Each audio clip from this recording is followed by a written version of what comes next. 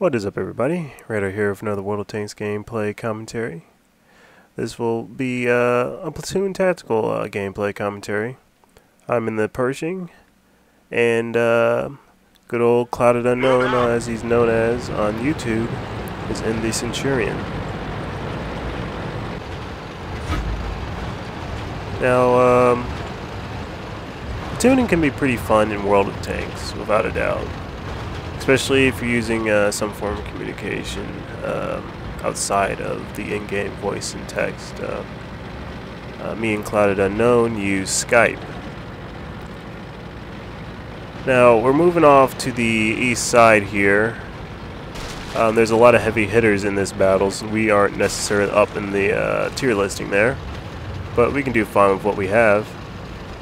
As you can see here, CloudedUnknown kind of mows over every tree he can possibly find, and I believe I said it before, at least the way I play, I prefer not to disturb too much of the landscape, mainly because you know, an experienced self-propelled gun player can dictate your speed and direction the more stuff you knock down and take a blind shot at you. Now we're hugging the mountain here on the far east. This can be pretty tricky when it comes to getting as many guns to bear on the front. Anybody off to the right of the mountain is going to take some hits for the team. And as you can see here, we have a third wheel, and as you can see, CloudedUnknown in the Centurion is in the way, and he's trying to duck back. He pulls back finally, and you know, it just gets really messy when you're trying to take shots when there's this many people in this kind of terrain. I like to keep to my scope for these kind of situations, these corner fights I like to call them. CloudedUnknown seems to like to keep outside of that and quickly swap into his sniper mode when something pops.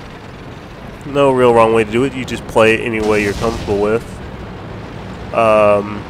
See here, the IS-3 has took the front, and again, it's a messy situation right now with Conqueror and IS-8, and again, it's just really difficult not to get hit in this type of situation. And as you can see on the map, things are going very bad mid. They're up on the cliff side. I sound a general retreat here, a tactical withdrawal. We aren't going to do any good trying to fight those tier 9 heavies from the front, and so we pull back to engage the heavy tanks and mediums that are lined up along the cliffs at mid. And the great thing about doing this was they basically had their flanks to us, so we can get the easy shot. So as you can see here, I pop my shot into this tank, and I have quite a bit of a reload, but CloudedUnknown in the Centurion has a much faster reload. That sound you just heard off to the right was me taking a hit from a T-44. But as you see, CloudedUnknown took care of the KV-4 quickly, and I am worrying about the T-44 at this time. So what we end up doing here is pushing along because we needed to get around this mountain, hopefully help support the heavies on the east side who are being destroyed right now. We have an easy rear shot on this Pershing here. Again, that tactical withdrawal was advantageous to us. We would have done no good trying to fight those heavies from the front. And boom, CloudedUnknown takes it out. Having that reload generally gives you the chance to get the last shot in on a tank. Alright, so we need to handle this medium T-44 and get around the mountain for now that the east side is empty, void of allies. We kind of have to make this quick. And you see, when it comes to situations like this, we try to do something along the lines of a pincer unit. It's better to have two guns firing from different directions than two guns wrestling to get a position around, you know, the same rock or the same corner. And right here, I am basically doing the baiting thing. I am, you could say, taking aggro, getting his attention on me, and bam, Centurion puts the shots into the flank. I get tracked. He rolls in behind me. I get a shot off, and CloudedUnknown rolls up, slams him, pins him, and I roll up and put in the finisher there. Now we're pulling in a lot of arty fire. Seeing the IS-8, I back up instead of turning myself completely around, and that saved me from being possibly destroyed. Only turn around when you think it's safe enough for you to turn around. Alright, here again, I get hit by arty. I got lucky and it just tracked me. I get repaired. I pull up to the rocks, and then I turn around, and then I start heading out.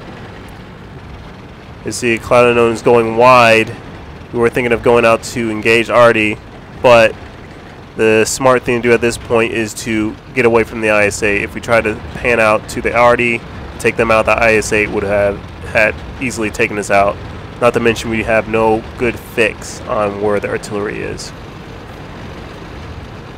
So we basically our second hasty retreat from the IS-8 and the Conqueror. And what we do here is we go wide around the town. The reason I chose this route was because we were less likely to get spotted by the Conqueror, and at this point I was assuming that the IS-8 was chasing after us, and we were a bit closer to having cover from artillery fire. And so we're zooming along this way, and basically my thinking here was to get out and see if the Conqueror had gone down the hill. But as you'll see right about here,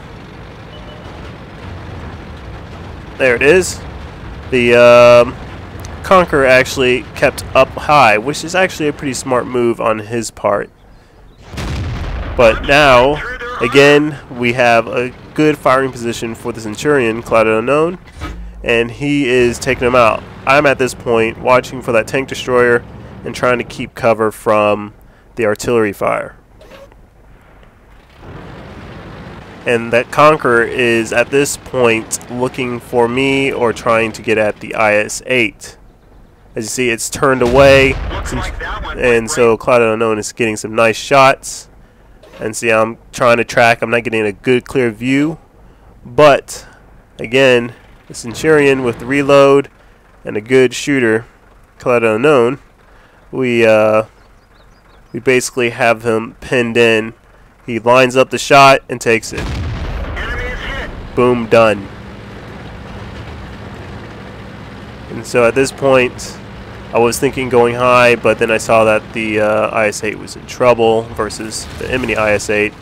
I tell CloudedUnknown to keep high. I'll take the low road, and we see if we can assist the IS-8.